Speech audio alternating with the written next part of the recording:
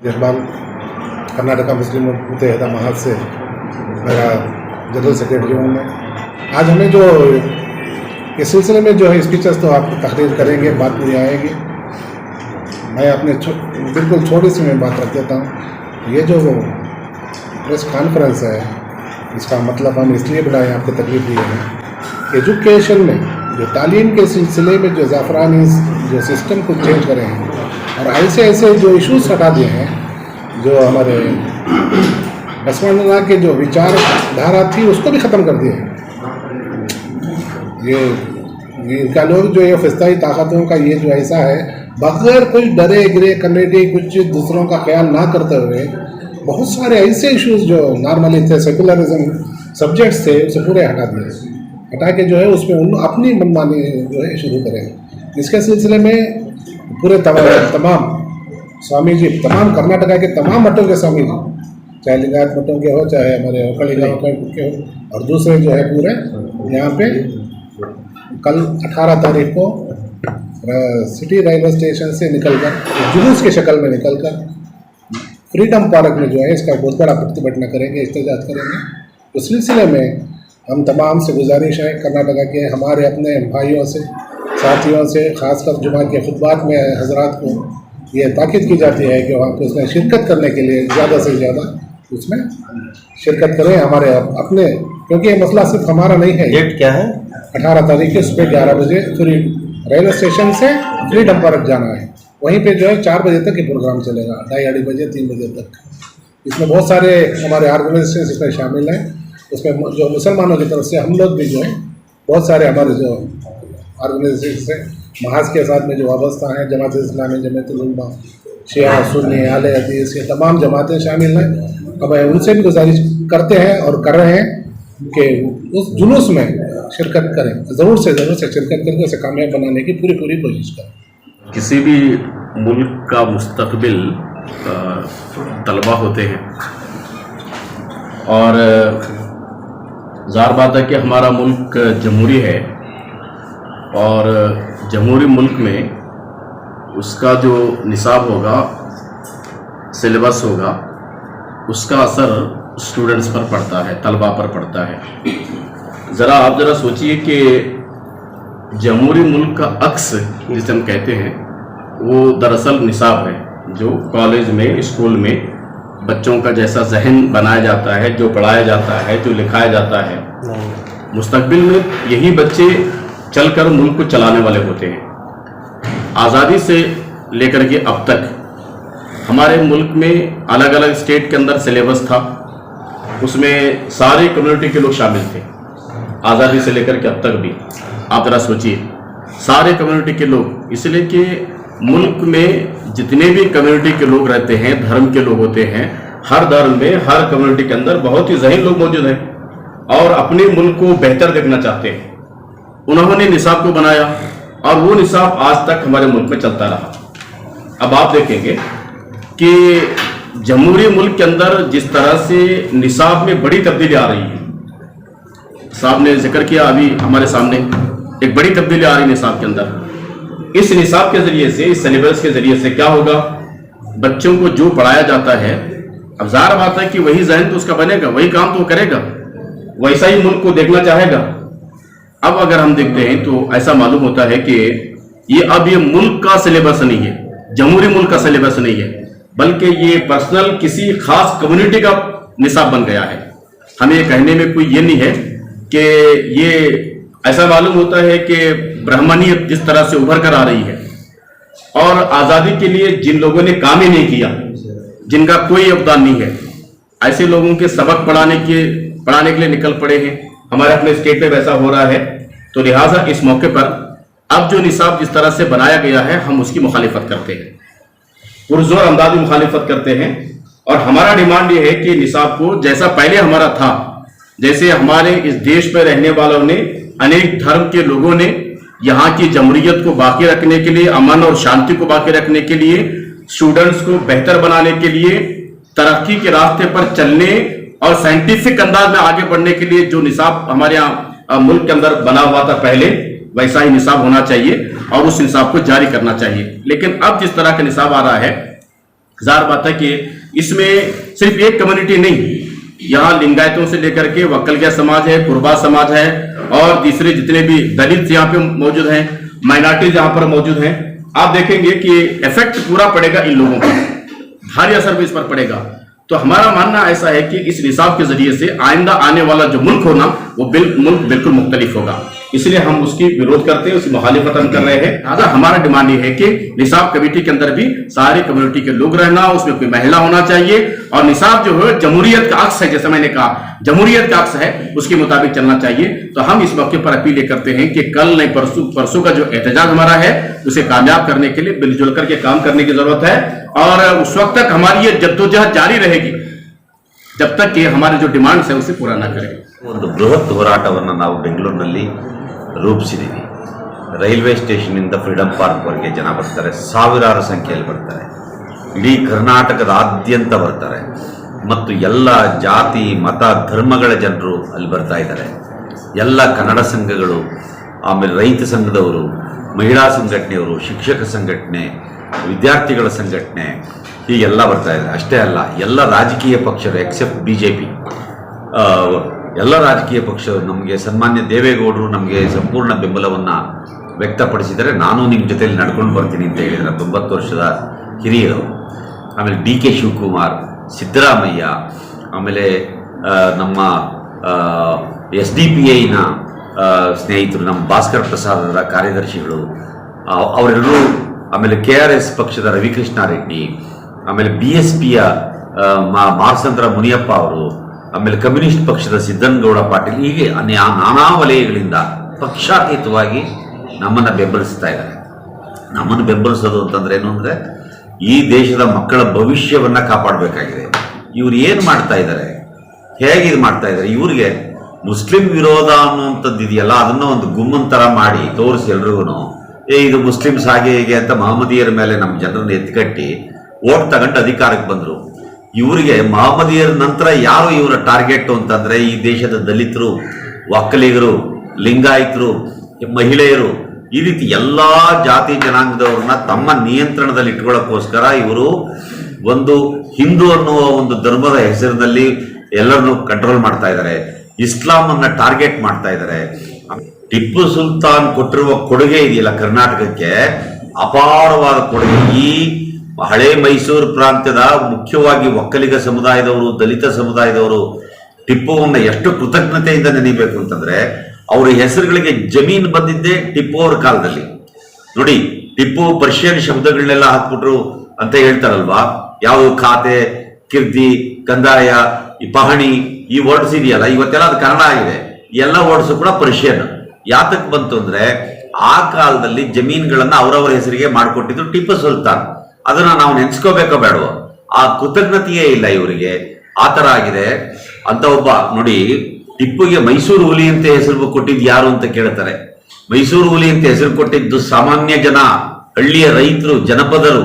ಅವರು ತಮ್ಮ ಲಾವಣಿಗಳಲ್ಲಿ ಹೈದರ್ ನಿಶಾನ, ಟಿಪ್ಪು ಸುಲ್ತಾನ್, ಮೈಸೂರು ಹುಲಿ ಎಂಬ ಹೆಸರಾಯಿತು ಅಂತೇಳಿ ಲಾವಣಿಗಳನ್ನ 200 ವರ್ಷಗಳಿಂದ ಯಾರು ಟಿಪ್ಪು ಕಾಲದಲ್ಲಿ ಬದುಕಿದ್ರು ಈ ಹಳ್ಳಿಯ ಜನ, ಅವರು ಹಾಡಿರುವ ಲಾವಣಿ ಅದು. ಟಿಪ್ಪು ಸುಲ್ತಾನ್ಗೆ ಮೈಸೂರು ಹುಲಿ ಅಂತ ಕರೆದಿದ್ದು ಯಾರೋ ಬಹಳ ದೊಡ್ಡ ಮನುಷ್ಯರಲ್ಲ, ಸಾಮಾನ್ಯ ಜನ, ಅವನ ಪ್ರಜೆಗಳು ಕರೆದಿರೋದು ಅದನ್ನ. ಇದೆಲ್ಲವನ್ನು ಮರೆಸಿ ಇಂಥವ್ರ ಬರೀ ಟಿಪ್ಪು ಸುಲ್ತಾನ್ ಮಾತ್ರ ಅಲ್ಲ, ಕುವೆಂಪು ಅವರ ಕೊಡುಗೆ, ಗಾಂಧಿಯವರ ಕೊಡುಗೆ, ಅಂಬೇಡ್ಕರ್ ಅವರ ಕೊಡುಗೆ, ಆಮೇಲೆ ನಾರಾಯಣ್ ಗುರು ಅವರು, ಸಾವಿತ್ರಿಬಾ ಫುಲೆ, ಫಾತಿಮಾ ಶೇಖ್, ಇವು ಎಲ್ಲರ ಕೊಡುಗೆಗಳನ್ನು ಇವರು ತೃಣ ಮಾತ್ರಗೊಳಿಸಿ ನಮ್ಮ ಕಾಲದೊಳಗೆ ನಮ್ಮ ಕಣ್ಣೆದುರುಗಡೆ ಸಿದ್ಧಗಂಗೆಯ ಶಿವಕುಮಾರ ಸ್ವಾಮಿಗಳು ಮಾಡಿರೋ ಮಹಾ ಅನ್ನದಾಸೋಹ ಇದೆಯಲ್ಲ, ವಿದ್ಯಾದಾಸೋಹ ಇದೆಯಲ್ಲ, ಇದನ್ನ ಯಾರು ಮಾಡಿದ್ರ ಅವ್ರ ಬಗ್ಗೆ ಇರೋದನ್ನ ಕಿತ್ತಾಕೋದು. ಬಾಲಗಂಗಾಧರನಾಥ ಸ್ವಾಮಿಗಳು ಮಾಡಿರೋ ಕೆಲಸವನ್ನ ಕಿತ್ತಾಕೋದು, ಇದೆಲ್ಲ ಮಾಡ್ತಾ ಇದ್ದಾರೆ. ಯಾಕೆ ಮಾಡ್ತಾ ಇದ್ದಾರೆ ಇದೆಲ್ಲ ಅಂದ್ರೆ ಅವ್ರಿಗೆ ತಮ್ಮ ಜಾತಿಯವರು ಮಾತ್ರ ಶ್ರೇಷ್ಠ ಅಂತ ಹೇಳ್ಬೇಕಾಗಿದೆ. ನೀವೆಲ್ಲ ಏನೂ ಅಲ್ಲ ಅಂತ ನಾವು ಬಂಧುಗಳ ನೆನಪಿಟ್ಕೋಬೇಕು. ಇಡೀ ದೇಶವನ್ನ ಕಟ್ಟಿದವರು ತಳ ಸಮುದಾಯದವರು, ರಾಮಾಯಣ ಬರೆದವರು ನಾವು, ಮಹಾಭಾರತ ಬರೆದವರು ನಾವು, ವಿಕ್ರಮೋರ್ವಶೀಯವನ್ನು ಬರೆದವರು ನಾವು. ಆಮೇಲೆ ನೋಡಿ, ಮುಸ್ಲಿಮರ ಕಾಂಟ್ರಿಬ್ಯೂಷನ್ ಏನೂ ಇಲ್ಲ ಅಂತ ಹೇಳ್ತಾರಲ್ಲ, ಹಿಂದೂಸ್ತಾನಿ ಮ್ಯೂಸಿಕ್ ಕೊಟ್ಟವ್ರು ಯಾರು, ಆಮೇಲೆ ಆರ್ಕಿಟೆಕ್ಚರ್, ಅಡ್ಮಿನಿಸ್ಟ್ರೇಷನ್, ಸ್ವಾತಂತ್ರ್ಯ ಹೋರಾಟದಲ್ಲಿ ಗಾಂಧಿ ಜೊತೆಯಲ್ಲಿ ಬಲವಾಗಿ ನಿಂತು ಹೋರಾಟ ಮಾಡಿದವರು ಯಾರು. ಅಷ್ಟೇ ಅಲ್ಲ, ಸ್ವಾತಂತ್ರ್ಯೋತ್ತರ ಭಾರತದಲ್ಲಿ ಒಬ್ಬ ಅಬ್ದುಲ್ ಹಮೀದ್ ಅನ್ನುವ ಇಂಡಿಯನ್ ಸೈನಿಕ ಪಾಕಿಸ್ತಾನಿ ಸೈನಿಕರನ್ನ ಹೇಗೆ ಕೊಂದು ನಮ್ಮ ಭಾರತವನ್ನ ಆತ ರಕ್ಷಣೆ ಮಾಡ್ತಾನೆ. ಕ್ರಿಕೆಟ್ ಫೀಲ್ಡ್ ಒಳಗಡೆ ಇದೆಲ್ಲದರೊಳಗೂ ಕಾಂಟ್ರಿಬ್ಯೂಷನ್ ಯಾರ್ದಿದೆ? ಮುಸ್ಲಿಮ್ಸ್ ಕಾಂಟ್ರಿಬ್ಯೂಷನ್ ಬಹಳ ದೊಡ್ಡದಾಗಿದೆ. ಹಾಗಾಗಿ ಇವೆಲ್ಲವನ್ನು ಕೂಡ ನಾವು ನೆನ್ಪಿಟ್ಕೋಬೇಕು. ಒಂದು ಜನಾಂಗ ಕೊಡುವ ಕೊಡುಗೆ ಇದೆಯಲ್ಲ, ಅದು ದೇಶಕ್ಕೆ ಎಷ್ಟು ಅನುಕೂಲ ಆಗುತ್ತೆ. ನೀವು ಅದನ್ನ ನೆಗ್ಲೆಕ್ಟ್ ಮಾಡಿದ್ರೆ, ತಿರಸ್ಕರಿಸಿದ್ರೆ, ಮುಸ್ಲಿಮ್ಸ್ ನಿಟ್ಬಿಟ್ಟು ಓಟ್ ತಗೊಳಕ್ಕೋಸ್ಕರ ಉಳಿದ ಎಲ್ಲ ಹಿಂದೂಗಳನ್ನ ಹೊಡೆದ್ರೆ ಇದು ದೇಶಕ್ಕೆ ಅಪಾಯ, ದೇಶಕ್ಕೆ ಅಪಾಯ, ಸಂವಿಧಾನಕ್ಕೆ ಅಪಾಯ. ಈ 97% ದಲಿತರು, ಶೂದ್ರರು ಇವರೆಲ್ಲ ಇದಾರಲ್ಲ, ಒಕ್ಕಲಿಗರು, ಲಿಂಗಾಯತರು ಎಲ್ಲ ಅರ್ಥ ಮಾಡ್ಕೋಬೇಕು. ಅವ್ರು ಎಷ್ಟು ದ್ರೋಹ ಬಗ್ದಿದ್ದಾರೆ ನಮಗೆ. ಸಾವಿರಾರು ವರ್ಷ ನಮ್ಮ ತಾತ ಮುತ್ತಾತರನ್ನ ಅಕ್ಷರ ಕಲಿದಂಗೆ ಮಾಡಿದ್ರಲ್ಲ. ಇದೆಲ್ಲವನ್ನು ನಮ್ಮ ಜನ ಅರ್ಥ ಮಾಡ್ಕೋಬೇಕು. ಇವತ್ತಿನ ಹೋರಾಟದಲ್ಲಿ ಭಾಗವಹಿಸಬೇಕು. ಇದು ಅಂತಿಮವಾಗಿ ದೇಶವನ್ನ, ಸಂವಿಧಾನವನ್ನ, ಪ್ರಜಾಪ್ರಭುತ್ವವನ್ನ ಕಾಪಾಡುವ ಹೊಣೆಗಾರಿಕೆಗೆ ನಾವೆಲ್ಲ ಒಟ್ಟಾಗ್ತಾ ಇದೀವಿ. ಇಲ್ಲಿ ಯಾವುದೇ ಜಾತಿ, ಮತ, ಧರ್ಮ ಇದೇನೂ ಇಲ್ಲ. ಇಲ್ಲಿ ಇಸ್ಲಾಂನವರು, ಮಹಮ್ಮದೀಯರು ಬೇರೆ, ಕ್ರೈಸ್ತರು ಬೇರೆ, ಒಕ್ಕಲಿಗರು ಬೇರೆ ಇಲ್ಲ. ನಾವೆಲ್ಲ ಮನುಷ್ಯರು, ಭಾರತೀಯರಾಗಿ ನಾವು ಈ ಹೋರಾಟದಲ್ಲಿ ಭಾಗವಹಿಸ್ತೀವಿ. ಬರೀ 18ಕ್ಕಲ್ಲ, ಮುಂದಕ್ಕೂ ನಾನಾ ರೀತಿಯಲ್ಲಿ ಈ ಚಳವಳಿಗಳು ಮುಂದುವರಿತವೆ ಅನ್ನುವಂಥದ್ದನ್ನು ನಾವು ಮರಿಬಾರ್ದು. ಇವರು ಎಲ್ಲರೂ ಕೂಡ ನಮಗೆ, ನಮ್ಮ ಹೋರಾಟಕ್ಕೆ ಬೆಂಬಲ ಸೂಚಿಸಿರೋದು ಬಹಳ ಸಂತೋಷ ತಂದಿದೆ. ನನ್ನೆಲ್ಲ ಮಹಮ್ಮದೀಯ ಸಹೋದರ ಸಹೋದರಿಯರು ಆ ಹೋರಾಟಕ್ಕೆ ಬರಬೇಕು ಅಂತ ನಾನು ಮನವಿ ಮಾಡ್ಕೊಳ್ತಾ ಇದ್ದೀನಿ. Good afternoon to everybody. Sir. Rolling. Yes, sir बताइए सर कि क्या इशू है और जो चेंजेस लाए गए हैं वो क्या चेंजेस हैं जिस पर आपको ऑब्जेक्शन है? Illnodients. सब चेंजेस एक लेसन में नहीं है. चेंजेस हर पेज पे चेंजेस है. वो इतना चेंजेस है ना, वो नॉर्मल रीडर्स को पता नहीं चलता ऐसा चेंजेस किया. छोटा छोटा चेंजेस, मगर उसका इम्पैक्ट इतना बड़ा है ना, बहुत बड़ा चेंजेस है. फॉर एग्जांपल, वो हमारा संविधान शिल्पी डॉक्टर B.R. अम्बेडकर, वो साहब को क्या लिखा है? सिर्फ B.R. अम्बेडकर. वो संविधान शिल्पी एक शब्द हटा दिया.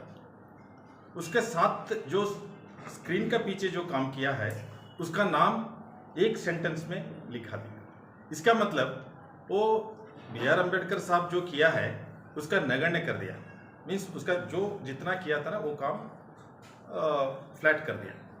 वो ऐसा, for example, one more example, Basavanna is Lingayat धर्म स्थापक है, मगर उन्होंने क्या किया? बसवण्णा वीरशैव धर्म का धर्म स्थापक है, सिर्फ लिंगायत हटा के वीरशैव बना दिया. ऐसा हर पेज में एक एक चेंजेस है. और ऊपर से महाकवि कुवेंपु, ये बहुत बड़ा हस्ती है कर्नाटक में. ये आइकॉन है, इंडिया का आइकॉन है. इसको क्या किया? किसी का मदद से ऊपर आया करके लिखा है. ज्ञानपीठ जो अवार्ड जो मिला है, पहले ज्ञानपीठ अवार्ड ही तो कर्नाटक में था. और ऊपर से हमारा कर्नाटक का वो संत जैसा कवि था, उसको भी किसी का ऊपर से रिकमेंडेशन से ये कवि बन गया करके ऐसा लिख दिया. और हमारा नाड़गीते जो उन्होंने लिखा था, हम हर दिन, आप लोग सब लोग हम पढ़ता है, उसको ट्विस्ट करके उसमें छोटा छोटा गंदा शब्द डाल के इन्होंने 4-5 साल उसको रिलीज किया था सोशल मीडिया पे. उसके ऊपर थोड़ा कानूनी कार्रवाई हुआ और कुछ पुलिस का इनएफिशिएंसी की वजह से उसको कुछ नहीं हुआ. मगर ऐसा आदमी को पाठ्य पुस्तक का जो रिव्यू कमेटी था ना, उसका मेंबर बना दिया. उससे क्या होता है, अभी वो बड़ा आदमी बन गया और जो आरएसएस का जो निर्देशन आता है उसका ऊपर ये काम कर रहा है. इसका खुद का नहीं है. And he is also not educated man. He is just a BSc graduate or something like that. He is not highly qualified. He doesn't know any kind of children's literature or children's mentality, और वो कैसा रहने का, वो लोगों को क्या पट्टे देने का, मीन्स क्या लेसन्स देने का, वो क्या इम्पैक्ट होता है, 6 साल का क्या इम्पैक्ट होता है, 9 साल का, 8 साल का, 10 साल का क्या क्या इम्पैक्ट रहता है, क्या क्या बच्चे लोग ले सकता है, क्या छोड़ सकता है, उसको कुछ नहीं. 10वीं में पढ़ने वाले बच्चों को इतना बड़ा बड़ा शब्द डाल के जो एक लेसन लगा दिया है शतावधानी करके, उसको कुछ हजम नहीं होता है. क्या टीपू सुल्तान को भी नेगलेक्ट किया गया? टीपू सुल्तान को आज निगलेक्ट नहीं किया है, ये 4-5 साल से निगलेक्ट कर रहा है. ये हमारा पहले दिन से ये हमारा डिमांड है उसको जो हम तो ज़्यादा नहीं पूछते हैं, जो ब्रिटिशर का साथ साथ जो काम किया है वो लोगों को तुम लोग हाईलाइट करता है। ब्रिटिशर को सामने जो लड़ाई किया है वो आदमी को आप नीचे दिखा रहा है। साउथ में कौन लड़ाई किया था? ब्रिटिशर का साथ कौन लड़ाई किया था? वो सिर्फ टीपू सुल्तान ही किया था ना। वो खुद का बेटे को वो लोग हिफाजत में ले लिया था, कैप्टिव करके रखा था।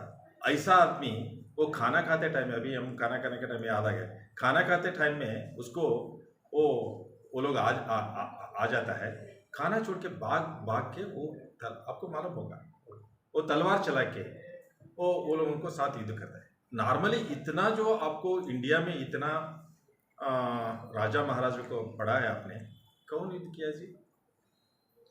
टेल मी, कौन युद्ध किया है? कोई आपको जानकारी मेरे को दे सकता है? कोई भी महाराजा युद्ध नहीं किया। युद्ध जो करता था वो सिपाही करता था, उसका जो कमांडर रहता था ना वो भी 10 आदमी को घेरे हुए, 15-20 हजारों आदमी को घेरे हुआ अंदर से खड़ा होकर निर्देशन देता था। ठीक है, अभी आज भी वही चल रहा है, ठीक है। मगर जो पहले जो राजा है खुद युद्ध में भाग लेके वो विरोधी को हटा दिया था, वो टीपू सुल्तान था। इसलिए मैसूर हुली करके नाम आ गया। सर हेगडेवार का इम्पैक्ट कैसे होगा? बिकॉज इंट्रोडक्शन हेगडेवार का भी इंट्रोड्यूस कर रहे हैं। हेगडेवार, who is हेगडेवार? Can you just lighten up me? I have not heard of हेगडेवार earlier. यही आदमी मुस्लिम लीग के साथ सरकार बनाने के लिए सोच रहा था। यही आदमी 1930 में अभी हमको ये नहीं चाहिए, स्वतंत्र नहीं चाहिए बोलने वाला था। यही जो आदमी सबका साथ कांग्रेस को विरोध किया और ऊपर से कस्तूरबा गांधी ने जब भी डेथ हुआ उसका ऊपर कुछ पैसा जमा करा था, उनको बोला था पैसा मत दे वे लोगों को। And even they have oppose the independence of India. ऐसा लोगों को आज हमारा बच्चों को पढ़ा रहा है, उसका इतिहास पढ़ा रहा है। हेगडेवार का कंट्रीब्यूशन क्या था sir? I am not aware of that. Honestly, I am not aware of Hegdewar's contribution to the Indian independence. But today, if they have come to power, if they are thinking he has done great to the Indian society, it is up to them because they are in power. What they have done, they have divided the community, they have divided the Indian community, they have come to power with some fictitious ideologies and all that, and today they are ruling. They are saying that we have come to the power, we can do anything. It's like a Mussolini or Hitler जैसा हो रहा है. So what will be the impact since education is also getting saffronized? No. This will have to take Pakistan's example also. In 1985, when Ziaul Haq was the president of Pakistan, he has changed the entire narrative of Pakistan history. Even I used to read and watch a lot of debates on Pakistan journalists and all that, because they are also like India. There are also so many progressive thinkers are there. They were opposing. No, our history is since 1700, 650 or something like that. Since Prophet Muhammad के साथ हमारा history जुड़ता है. They were not taking that. They were saying only Mughals. Since Mughals, our history starts. That's the same thing has. They're again fundamentalist. Again here also fundamentalist. What they have achieved today? Any country, those who have followed the fundamentalism, they have failed miserably. We have seen Sri Lanka. We have been watching Pakistan. We have been watching Syria. We have been watching so many countries. So we don't want any fundamentalism. We are brothers. We have born in this country. They are my brothers. They are equally. They have born. They have taken my mother's blood also. They have contributed to this country. मौलाना का साहब का contribution आप जानता है कितना contribution किया? Education minister नहीं है वो, पहले ही वॉज 8 years कांग्रेस प्रेसिडेंट था। वो that too very very difficult situation में कांग्रेस को वो गांधी एक तरफ हो गया था, दूसरे सब लोग एक तरफ हुआ था। वो जमाने में इंडिया को पकड़ के रखा था। ऐसा आदमी को आप कैसा ये कर सकता है? what basis? Why you are dividing this? What is the necessary? We have been leaving this country. They are also brothers. They are also part of this country. What is the necessary of dividing the country? What is the necessary of dividing minds? और मुस्लिम को एक टिप्पू सुल्तान को निकालने का, बाद में एक बसवाड़ा को निकालने का, बाद में बौद्ध को निकालने का। महात्मा गांधी जी एक शब्द बोला था, today they are taking Muslims, tomorrow they are taking बौद्ध, next day they will take Jains, next day they will take Kenyans. The same thing is happening. Today they are targeting one community. Next day they will target one more community. They are going to do like this. They wanted to be pre-independence में जो 565 जो राजाज था, ऐसा India का सपना देख रहे हैं वो. They don't want socialist India. They want dictatorship India or the India is ruled by Maharajas, because they were getting the benefits out of that. Sir ब्राह्मणवाद तो नहीं आ रहा वापस? Why? That's exactly they are doing Brahmanwad. That's exactly they wanted to bring it back.